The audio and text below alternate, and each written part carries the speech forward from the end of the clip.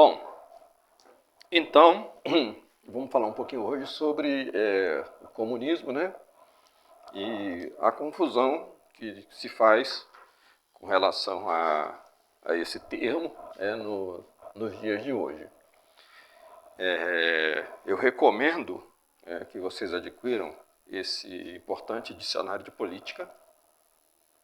Tá vendo? É bem grosso, né? Bem espesso. Funciona como um dicionário. Então, por ordem alfabética, né? Você vai tendo aqui vários termos com a sua significação de acordo com a teoria política. Isso aqui é útil porque geralmente as pessoas falam muitas coisas, né? Mas perdem o sentido próprio daquilo que estão falando, porque desconhecem o sentido político daquilo que falam. Então, quando a gente fala de comunismo, a gente precisa ter um pouco, né, de conhecimento da doutrina comunista e também da definição do que isso significa de acordo com a teoria política, né? Então, hoje se convencionou chamar de comunismo um monte de coisa. Então, vamos separar essas coisas para a gente poder fazer uma análise mais elucidativa. Então, nós estamos estudando o período militar, o período que vai do ano de 1964 até 1985. Então, é o chamado, né, regime militar, que muitos chamam de ditadura militar. E nós já vimos que o termo ditadura não está bem aplicado aqui a esse período. E também o termo regime militar também carece um pouco também de base conceitual. Por quê? Porque não foram só os militares que governaram. Havia, de fato, um revezamento de militares no poder executivo, ou seja, na presidência da República. Mas entre os governadores de estado, prefeitos, eram civis. E também haviam eleições para deputado e para senador. E também não havia um único partido. Haviam dois partidos, justamente para não caracterizar a ideia de que era uma ditadura. Então havia a Arena, que representava os interesses, né, dos militares, e havia o MDB, que representava os interesses das antigas oligarquias que governavam o Brasil na República Velha, que depois passou a se chamar, né, UDN. Esse MDB mesmo, que hoje é o PMDB. Ou, na sua essência, continua sendo, né? Então, eu explicava para vocês que a maior ameaça durante o período desse regime civil-militar, melhor dizendo dessa maneira, era essa chamada ameaça comunista. Mas a gente precisa entender bem o que é esse tal comunismo, né? Então, eu trouxe aqui uma definição básica do que é o comunismo. Se alguém pergunta para vocês, numa prova, ou numa dissertação, numa exposição, numa entrevista, o que é o comunismo, vocês podem dar essa resposta aqui que vai estar bem respondida. Olha lá, ó, doutrina materialista segundo a qual a sociedade supera o indivíduo. Então, é uma doutrina coletivista, baseada na coletividade, estabelecendo o coletivismo e o igualitarismo com total abolição da propriedade privada. Por quê? Porque, evidentemente, se a sociedade supera o indivíduo, não há mais aquilo que é próprio do indivíduo, ou seja, tudo pertence a todos. Na teoria marxista, a teoria marxista é aquela teoria que elabora um sistema para se chegar a esse comunismo. Seria necessário um período intermediário entre o capitalismo e o comunismo. Esse período intermediário é o que Marx e Engels chamavam de ditadura do proletariado. Então aqui você tem uma definição do que é a ideia comunista. No entanto, a gente precisa voltar um pouco mais no tempo para entender melhor esse conceito. Por quê? Porque o termo comunismo é mais antigo. A ideia de comunismo, a ideia daquilo que é comum, daquilo que é comunal, ela já vem desde a antiguidade. O primeiro a escrever sobre isso, nesses termos, foi o filósofo grego Platão, que existiu ali por volta do século III, século IV antes de Cristo. Platão escreveu um livro chamado A República. E nesse livro, A República, ele visualiza, né, um modelo de Estado. Lógico que os gregos não usavam esse termo, né, Estado, os gregos usavam o termo polis, né, que atingiria uma espécie de padrão ideal, né, dentro desses moldes comunais ou comunistas, né? Ou seja, o Estado seria soberano sobre todas as coisas, o Estado seria coletivista, visando o bem comum, certo? E esse mesmo Estado, ele teria um total controle sobre a vida dos cidadãos da polis. Agora, para que isso, né, tivesse de fato um efeito prático na visão de Platão, era necessário que houvesse uma sociedade não igualitária. Nós estamos vendo aqui que o princípio do comunismo, segundo os modernos, sobretudo sintetizado em Karl Marx, é uma ideia igualitarista. Mas lá na antiguidade, esse modelo igualitarista, onde todos são iguais, ainda era algo impensável. Então, o Platão pensa numa sociedade hierárquica, onde você teria os sábios, né? Sabedoria, ou seja, aqueles que já estão na plena posse da sua inteligência, da sua vivência, que para Platão isso acontece a partir dos 50 anos de idade. Então seria, né, uma casta de sábios, né, pela própria idade, que é ganha, né, essa sabedoria, ela é ganha a partir da própria vivência, que a idade dá. Então seriam, né, 50 anos de idade. Então você teria lá, né, uma classe superior, que era dos sábios. Essa classe superior de sábios, filósofos, exerceria um certo poder sobre a classe política dos reis, certo? E assim você teria um equilíbrio para que o poder político ele não tomasse para si também a autoridade sacerdotal, a autoridade espiritual da sapiência. Então você teria um certo equilíbrio. E ainda assim, né, nessa concepção da República de Platão, você teria que um modelo que só poderia vigorar numa polis de poucos habitantes, e ainda assim nem todos são cidadãos, mas somente entre os cidadãos daquela polis, daquela cidade. A gente vai ver isso aqui em Platão. No catolicismo, nós vamos ter isso de forma mais tanto mais precisa, né, quanto também de forma mais verdadeira, que é a submissão do poder do Estado ao poder da Igreja. Então, aqueles sábios que Platão está dizendo que devem, né, estar acima do poder político, a gente substitui pelo clero e pela Igreja, que tem um poder espiritual. E o poder espiritual passa a exercer, né, pela sua autoridade, que vem de Deus, passa a exercer uma autoridade também sobre o poder político.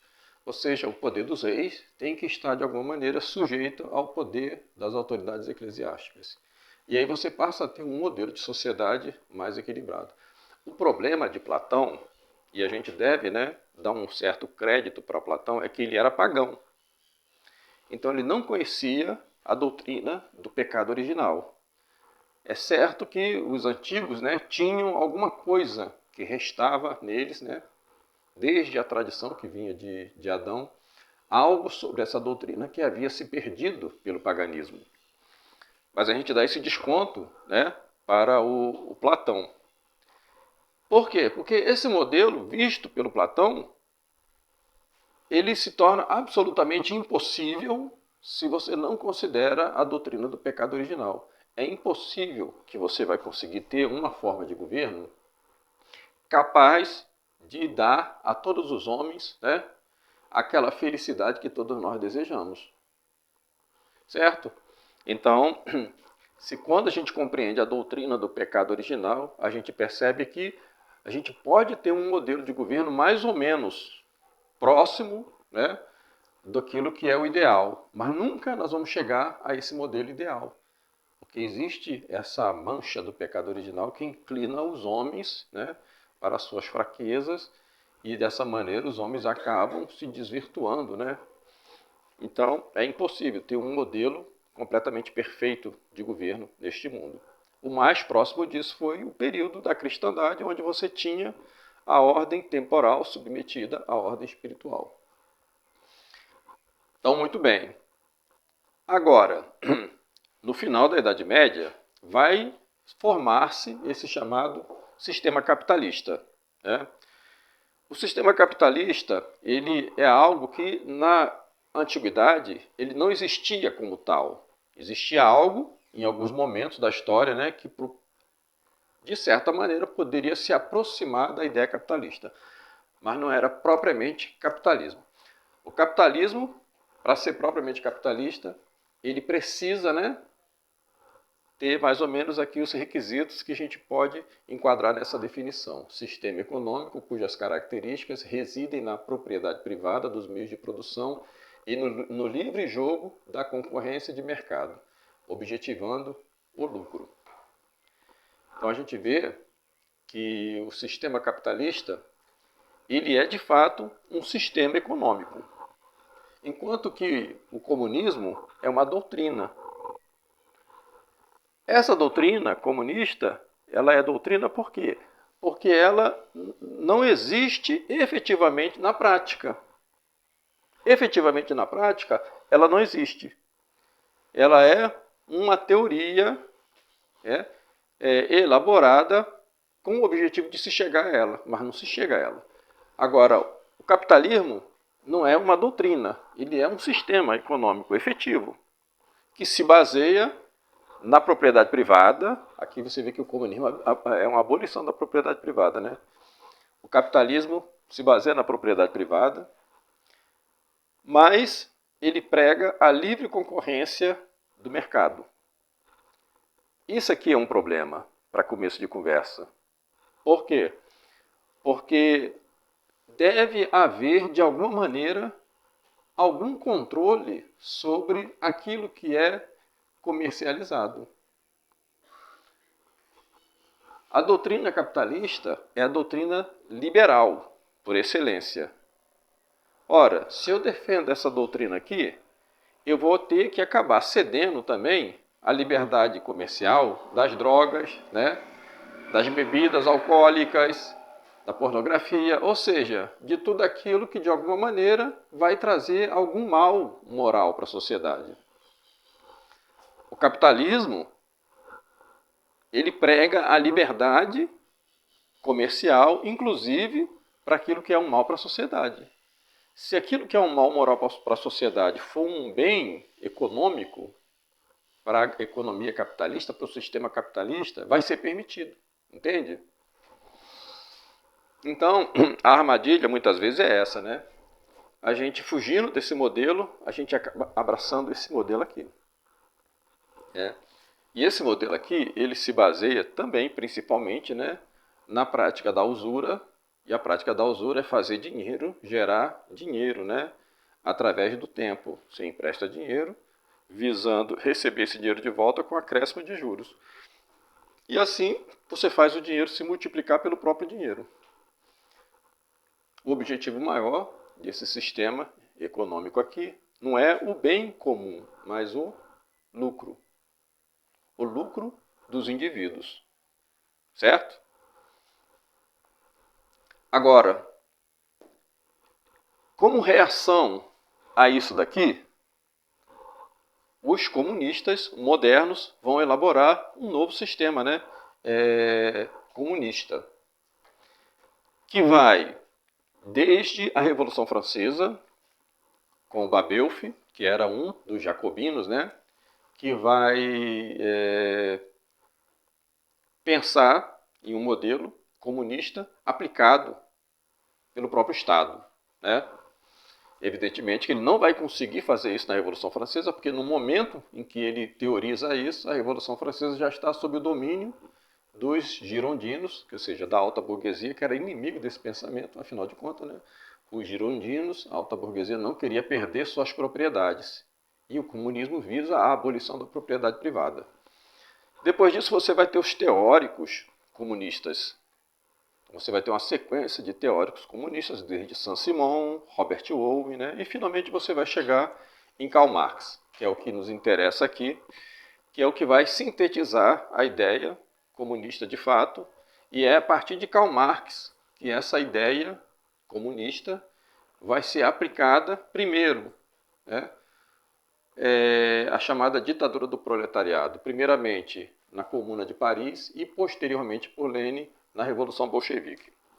Então, para a gente entender o que é a ditadura do proletariado, a gente precisa entender um pouquinho do comunismo segundo Karl Marx, que é o fundador do chamado socialismo científico, Karl Marx e Friedrich Engels, né? Então vamos ver a doutrina dele.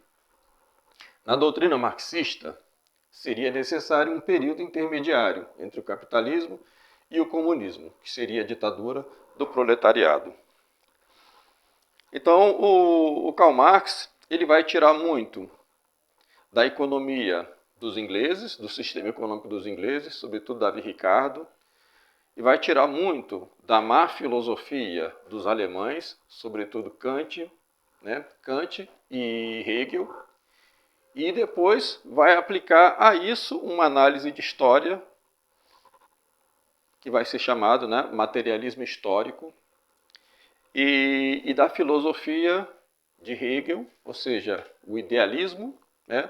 Ele vai tirar a sua dialética histórica. Então, segundo o Karl Marx, há um processo materialista, né,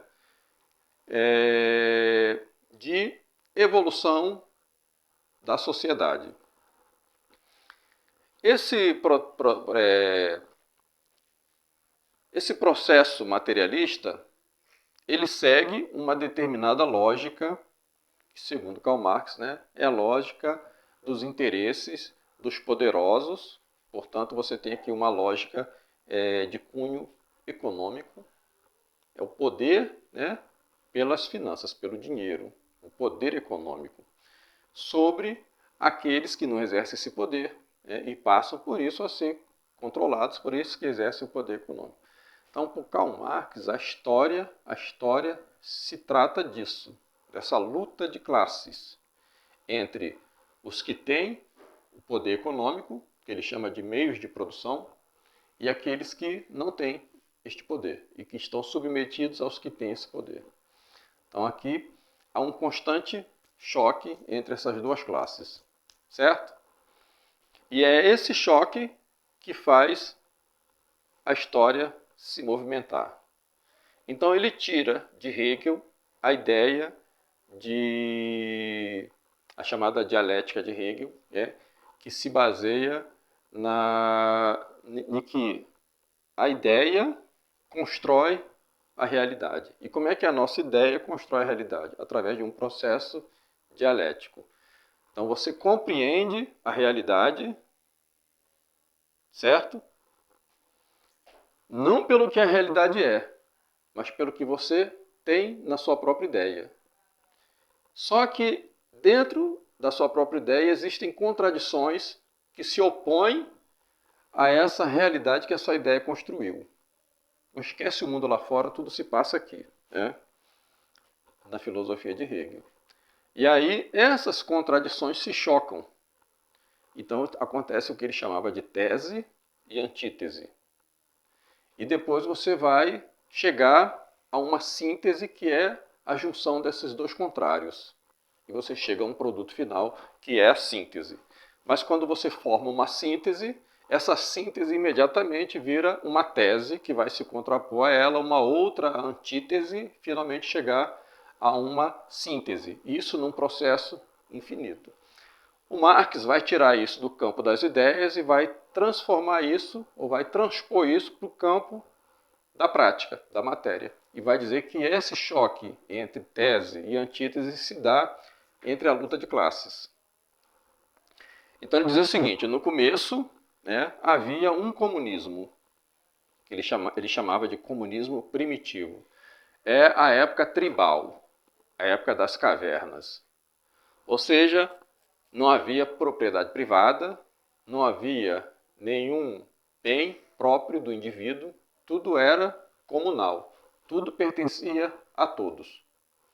Ninguém tinha uma propriedade de terra, né? Ninguém tinha uma casa, ninguém tinha objetos próprios, tudo era compartilhado por todos. O Marx chama isso de comunismo primitivo. Certo? Num dado momento da história, alguém inventou a propriedade privada. Alguém determinou que parte daquele local pertencia a ele. Faz uma cerca, constrói sua casa e passa a ser dono, né, daquilo que considera seu. Essa invenção da propriedade privada, segundo Marx e o Engels, seria o pecado original da humanidade. É o momento em que o homem deixa de compartilhar as coisas para se fechar naquilo que ele considera apenas seu. Muito bem? Devido a esse pensamento, já não é mais coletivista, né? Já é individualista, alguns homens vão se tornar muito poderosos e a maioria vai ficar empobrecida. E esses que são muito poderosos vão começar a explorar aqueles que estão mais pobres. Então aqui você vai ter já, né, a ideia de choque de classe, de luta de classe. Ricos e pobres. No comunismo primitivo não tinha isso, porque não tem classe social. É todo mundo no mesmo buraco, né? Agora você tem ricos e você tem pobres. E é por isso que vai surgir uma coisa chamada Estado, né? A existência do Estado. Nós já vamos falar aqui, né? Estado. Então, primeiro, propriedade privada, depois o Estado, né? E mais tarde, a religião para justificar o poder do Estado. É isso que Karl Marx vai dizer. E no momento que tem esse choque, aí acontece uma transformação na história. Então você deixa de ter essa comunidade, né, primitiva, igualitária, e você passa a ter uma diferença de classes sociais que vai provocar a exploração de uns pelos outros e você vai cair no escravismo. Então você tem aqui já uma transformação. Você sai do coletivismo, né, entra no que ele chamava de modo de produção asiática, onde você tem um grupo que controla outro grupo, e depois isso vai se transformar em escravismo. E depois, né, o choque dessas duas coisas vai dar numa síntese que seria o feudalismo, o sistema feudal, onde você teria uma predominância do religioso, né, sobre o político. De acordo com Marx, isso é um processo dialético que vai ocorrendo na própria história. E depois do feudalismo você tem o capitalismo, e o capitalismo vai ter que deixar de existir para que haja o comunismo. Então, para o Marx, né, aquele comunismo que começa a história, o comunismo primitivo, ele vai ter que voltar para ser o comunismo final. Entendeu? Só que para esse comunismo final voltar, isso vai ter que ser destruído. O sistema capitalista vai ter que ser abolido. Certo? Só que para se chegar ao sistema capitalista, para se chegar ao sistema comunista, é necessário que se destrua o sistema capitalista antes, e entre o que vai existir aqui e entre o que vai existir no sistema comunista e o que existia aqui no sistema capitalista, há preciso ter uma outra coisa intermediária, que ele chamava de ditadura do proletariado. Então, a ditadura do proletariado, né, seria um Estado intermediário e temporário.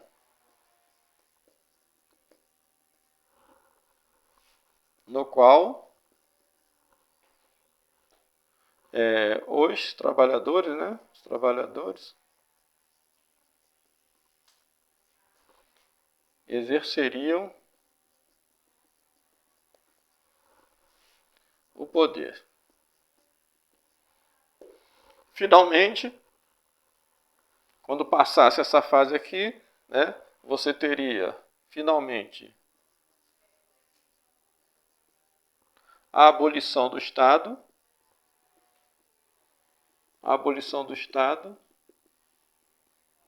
e o início do comunismo. Ou seja, né, para o comunismo existir, não pode existir mais Estado. O que é o Estado? O Estado é essa organização, esse corpo de organização, né, que controla a vida de uma sociedade. O Estado tem que ser abolido. O Karl Marx e o Engels, é claro que eles vão ter opositores socialistas também, mas que pensavam em se chegar ao comunismo de outra maneira. Por exemplo, né, o Proudhon e o Bakunin pensavam em chegar ao comunismo sem precisar da ditadura do proletariado. Você abole o capitalismo e vai direto para o comunismo.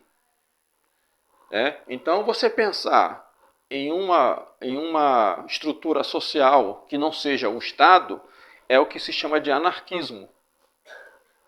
Não tem princípio, não tem Estado.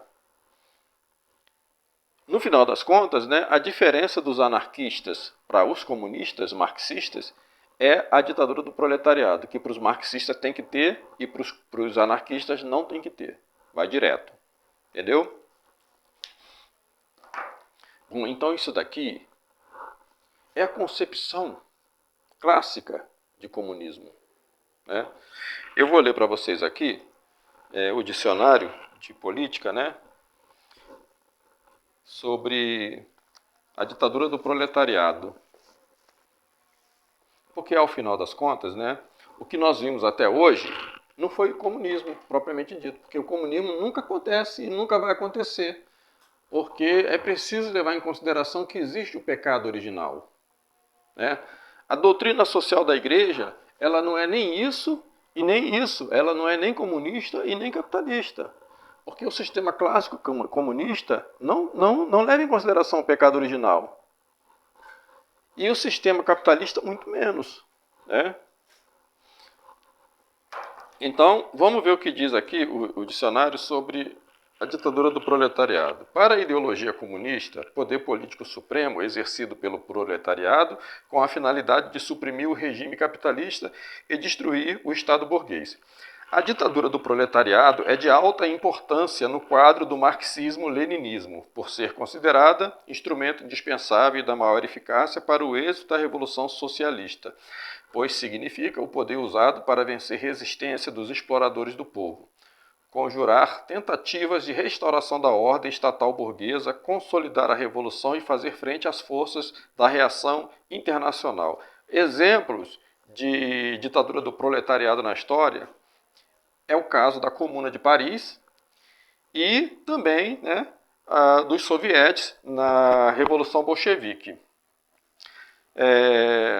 Segundo os teóricos do comunismo, a ditadura do proletariado não se caracteriza somente pela violência, tem ela também uma função construtiva, qual seja, a de incorporar as massas trabalhadoras à tarefa de edificação do socialismo, por meio da transformação revolucionária de todas as esferas da vida, social, economia, cultura, etc., a fim de a tudo dar um sentido comunista, com vistas à implantação de uma sociedade sem classes. A principal força orientadora e condutora do sistema da ditadura do proletariado reside no chamado destacamento avançado da classe trabalhadora, ou seja, o Partido Comunista. Costumam os autores comunistas apresentar como exemplos históricos da ditadura do proletariado a Comuna de Paris, os sovietes, surgido na Revolução de 1905 na Rússia, e a democracia popular implantada nos países do leste europeu. Advertem, porém, os teóricos do comunismo que a ditadura do proletariado não é um fim em si mesma, ou seja, né, ela é transitória para se chegar ao comunismo.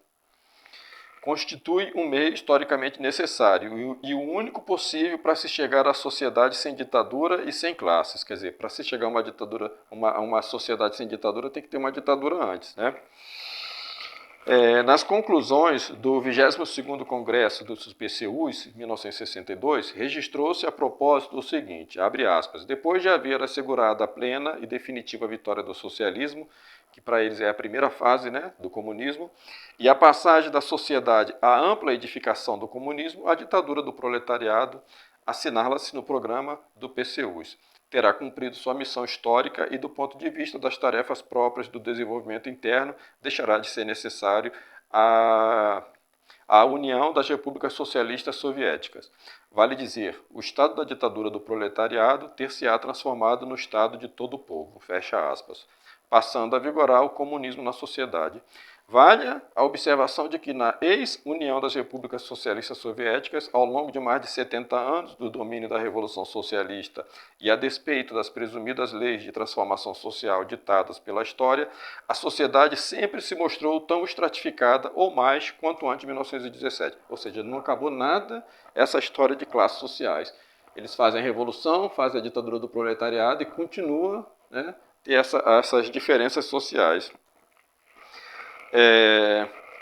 Pura e simplesmente a ditadura do Partido Comunista, vale dizer, a ditadura sobre o proletariado. Ou seja, a ditadura do proletariado é simplesmente a ditadura do Partido Comunista, como de resto em todos os países onde o comunismo tomou o poder. Então, eles nunca chegam, né, ao chamado comunismo. É simplesmente uma ditadura do Partido Comunista, que controla a vida das pessoas, entendeu? Então, classicamente falando, né, definindo isso, resumindo isso aqui para vocês, né, o que acontece na ditadura do proletariado? Né? A ditadura do proletariado, ela acaba com a propriedade privada, né? Acaba com a propriedade privada.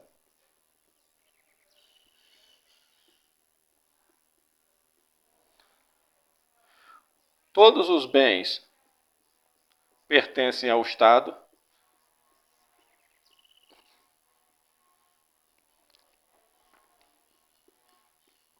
Quem controla o Estado? Um único partido, ou seja, o comunista. Toda a economia é planificada.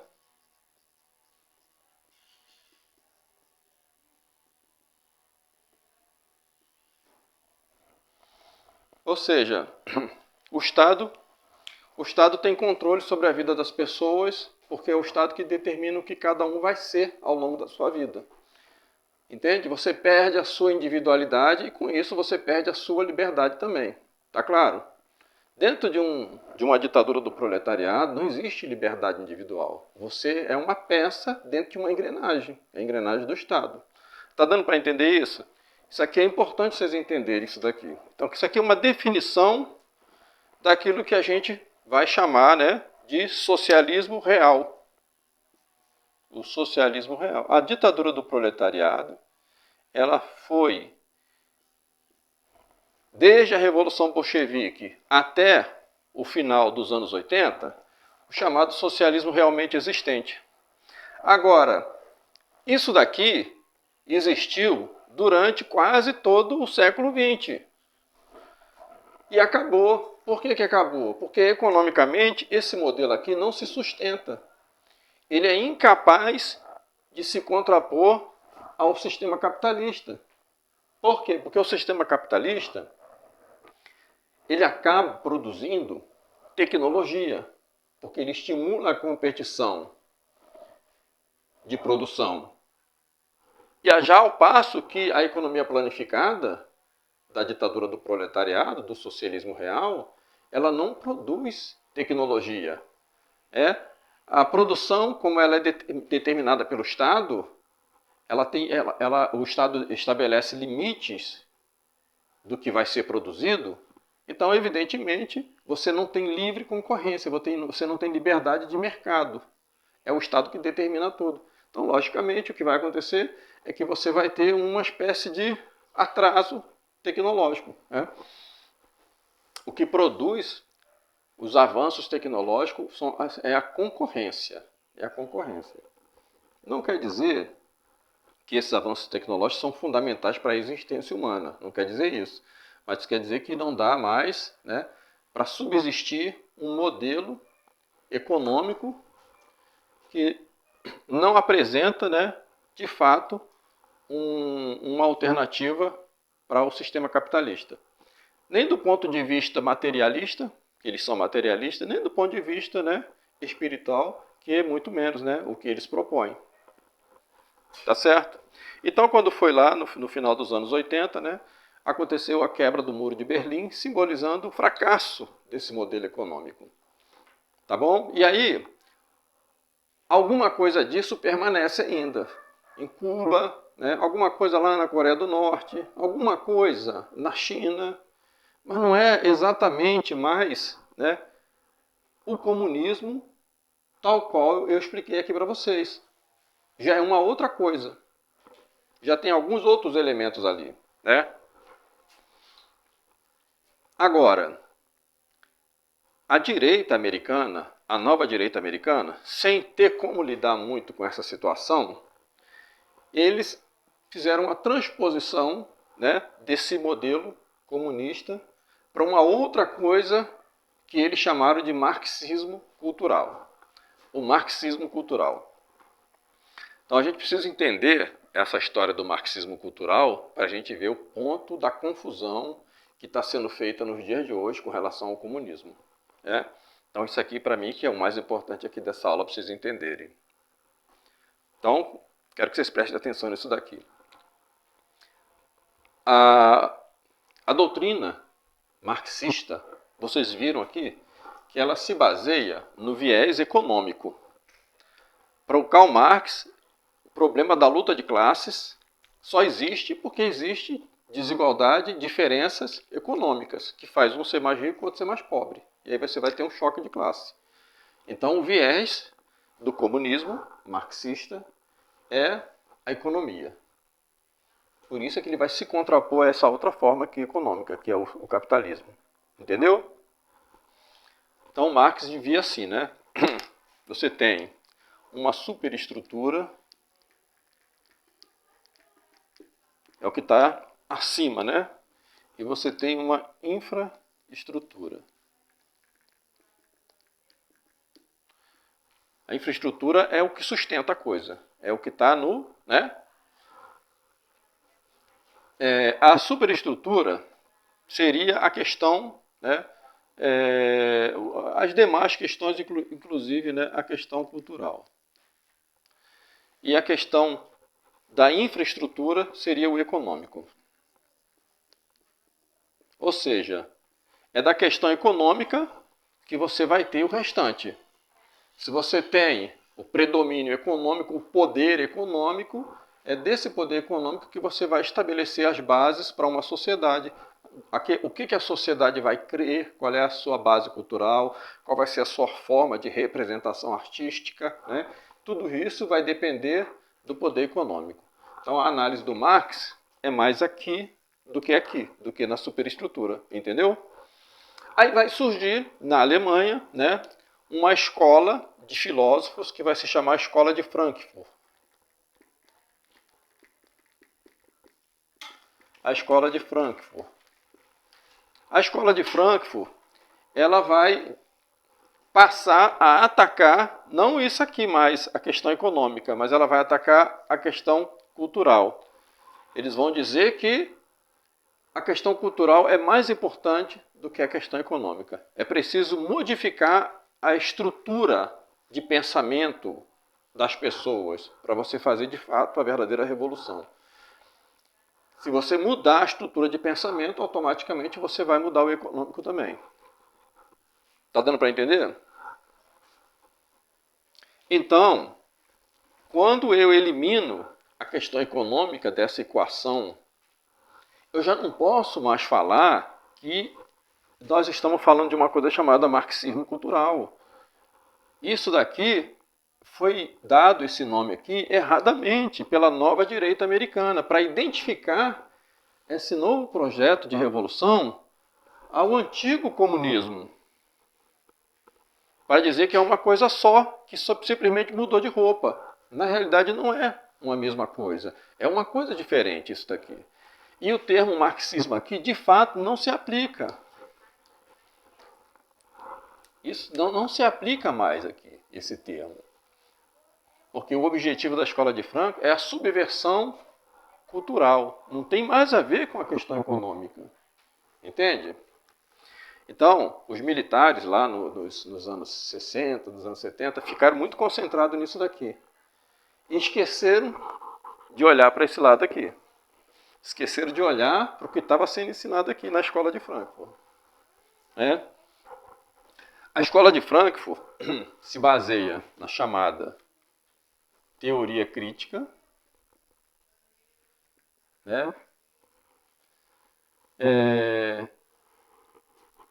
sobretudo na psicanálise de Freud.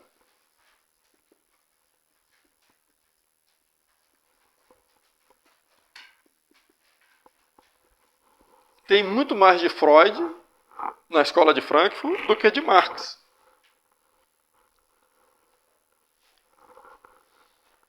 O que diz a psicanálise de Freud, que nós já estudamos? É o contrário do catolicismo. No catolicismo, nós não podemos exercer a nossa liberdade para pecar. A liberdade, no sentido católico, ela foi dada por Deus a nós para que a gente exerça a boa liberdade, não a má liberdade. Porque existe a boa liberdade, existe a má liberdade. Utilizar a liberdade para fazer mal para a sua alma não é uma boa liberdade. Deus nos fez para que a gente salve a nossa alma, para a gente ir para o céu. Certo? Agora, você usar essa liberdade que Deus te deu para destruir a sua própria alma, não é o que Deus quer. Isso não é o livre-arbítrio. É um abuso da sua liberdade. A psicanálise de Freud é o contrário. Ele diz que todo homem que fica refreando, contendo os seus desejos e as suas vontades, ele acaba ficando recalcado. Isso produz um recalque. E esse recalque, geralmente, é o que é responsável pela má formação psíquica do homem. Ou seja, o homem, quando ele é agressivo, quando ele se torna um ditador, é produto de algum recalque, de algum sentimento que ficou recalcado nele. Então, qual é a receita do Freud? É liberar esses instintos. Ou seja, se a igreja diz que a gente deve conter as nossas más inclinações para não cair no pecado, Freud vai dizer que a gente deve dar vazão a essas más inclinações. E vai identificar todo o desvio da personalidade humana a esses problemas, de conter suas vontades, suas paixões. Então, isso aqui, é que para esses teóricos da escola de Frankfurt vai se chamar, personalidade autoritária. A personalidade autoritária. É por isso que quando você vê uma pessoa chamando a outra de fascista, nazista, é baseado na ideia de personalidade autoritária da escola de Frankfurt, que diz que é o seguinte, qual é a explicação para ter tido uma pessoa como Hitler, para ter tido uma pessoa como Mussolini? É porque esses caras tiveram que recalcar alguns desejos que eles tinham na infância, e aí como eles ficaram recalcando isso, guardando para si, refreando, contendo isso, eles acabaram explodindo de alguma outra maneira. Explodindo, sendo autoritários, assassinos, etc, etc. Então é daqui que vai vir essa história da geração do verão de 69, de Woodstock, Faça amor, não faça guerra. Ou seja, paz e amor, O que provoca a guerra? provoca a guerra é o homem recalcado. É o homem que não soube amar, ficou contendo as suas paixões, e fez com que ele se tornasse uma pessoa violenta. Então, faça amor, não faça guerra. Ou seja, vamos amar, amor livre, e assim não vai mais haver guerra. Paz e amor. Depois, é proibido proibir.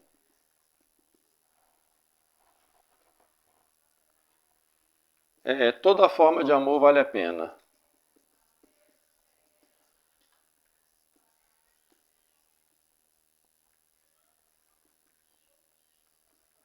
Amor livre. Tudo em nome do amor. Tudo em nome do amor. Que amor que é esse, né? Amor carnal, né? Amor livre. Tudo é permitido, né? Tudo é permitido.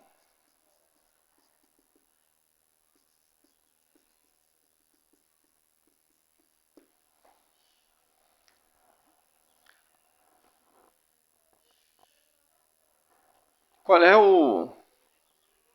a proposta maior que temos aqui, né? A liberdade. A liberdade. Aí vai ter lá o Marcuse, um desses teóricos aqui da Escola de Frankfurt, vai escrever o livro Eros e Civilização. Reduzindo tudo, a essa questão da psicanálise de Freud, que todo problema do homem está de alguma forma relacionado a algum problema de ordem da sua má formação no que diz respeito à questão sexual. Então nós vamos ver que aqui na década de 60 é essa forma de revolução que vai penetrando cada vez mais fundo na sociedade. Enquanto esta outra forma de revolução está sendo combatida pelos militares, esta está penetrando mais forte através das telenovelas, através das músicas, através dos teatros. É essa forma aqui que vai entrando. E é essa que vai prevalecer no final das contas. Nós vimos que essa ideia comunista aqui praticamente deixou de existir. O que nós temos hoje hegemônico no mundo é isso aqui. Agora, a pergunta que eu faço a vocês: qual é a semelhança que há entre isso e isso? Aonde é que vai dar essa forma aqui de pensamento? Vai dar onde nós estamos vendo hoje. No aborto, na ideia LGBT, ideologia de gênero. Vem disso aqui e não disso. Entende? O problema maior aqui está na liberdade, na ideia de liberdade. Porque tudo isso aqui funciona em função da liberdade. Agora, qual é o erro de análise da direita brasileira atual, da nova direita brasileira? É dizer que isso aqui é comunismo, como isso aqui é. Dizer que isso aqui foi o comunismo que se transformou disso, passou para isso e agora se chama marxismo cultural. Isso é um erro. Isso aqui de fato existe, mas não é uma forma de comunismo. É uma forma de liberalismo. É um liberalismo. Tá claro?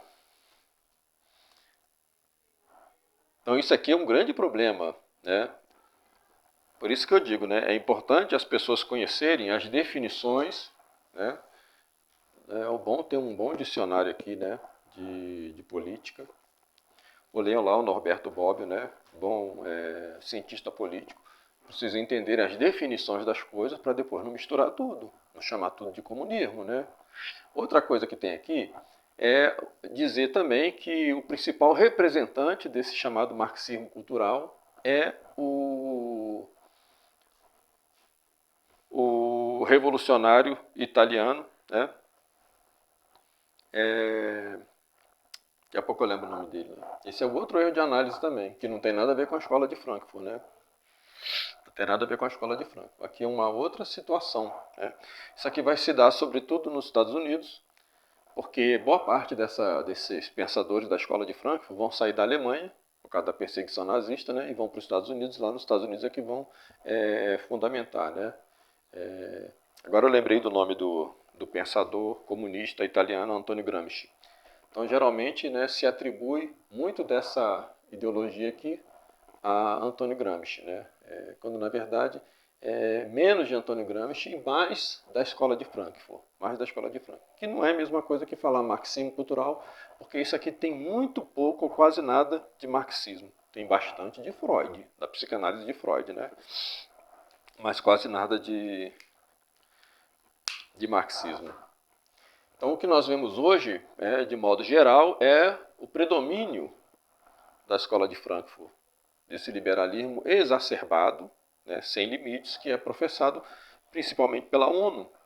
E a ONU, através do endividamento das nações, que as nações, quando se endividam, elas têm que dar como garantia de que vão pagar a sua dívida uma fração do seu Estado, que é o chamado título.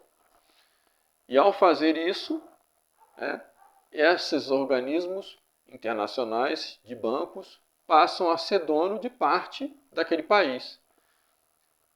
Simbolicamente falando, não de território em si, mas simbolicamente falando, a ponto que eles conseguem, através da ONU, impor as políticas que vão ser exercidas nesse país. Então, se a ONU impõe esse tipo de política, ou seja, ideologia de gênero, aborto, o governo tem que seguir, é obrigado a seguir, né, como garantia de que vai pagar a sua dívida. Entende? Então, qualquer governo que entrar, ele já entra comprometido com as políticas que são determinadas pela ONU. E a base filosófica da ONU, né, é isso daqui. Você diz para mim assim, mas isso aqui é a esquerda? Eu não sei dizer se isso aqui é esquerda ou se é a direita, porque as coisas estão assim, né? A esquerda clássica seria isso daqui. Porque quando a gente fala, por exemplo, né, do Lula, o Lula é a esquerda, né? E de fato a gente vê o PT defendendo essa pauta aqui. Mas essa aqui é uma pauta mais liberal do que de esquerda, porque a pauta da esquerda clássica seria essa daqui. E a da direita seria essa daqui, né? Essa pauta aqui, do capitalismo, está mais de acordo com isso. Porque isso daqui movimenta mais o mercado do que essa daqui. Do que a pauta da esquerda clássica, marxista, comunista, não movimenta mercado. Porque aqui a economia planificada não tem livre concorrência. Aqui não. Aqui está mais a cara do sistema capitalista do que do sistema comunista. Né? Agora, nós vemos os candidatos de esquerda abraçar essa pauta aqui, e ao mesmo tempo a gente vê o candidato de direita como o Bolsonaro, que repudia essa pauta aqui, mas fala que é a favor da liberdade. A liberdade é o grande bem da humanidade. Você está entendendo as contradições que existem? Então é muito difícil para a gente definir essas coisas, né? É preciso o tempo passar para a gente ver o que está se desenhando aí, né? Mas a gente sabe que não podemos dizer que isso aqui é comunismo, né? Então, do Pai, do Filho e do Espírito Santo.